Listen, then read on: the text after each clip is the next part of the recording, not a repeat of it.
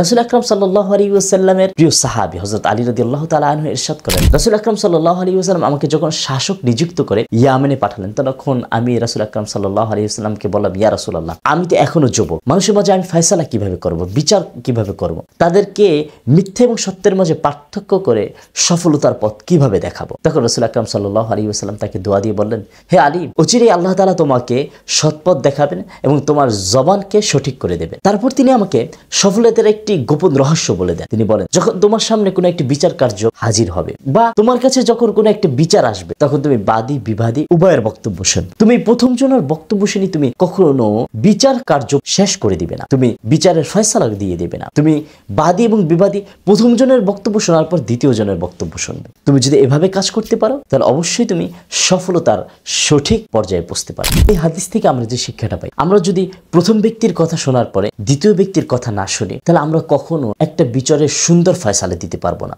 কারণ প্রথম ব্যক্তি তার নিজের মত অনুযায়ী সে কথা বলবে, তার নিজের পারপাসে যে নিজের মুআফিক যে কথাটা সেটা সে উপস্থাপন করবে।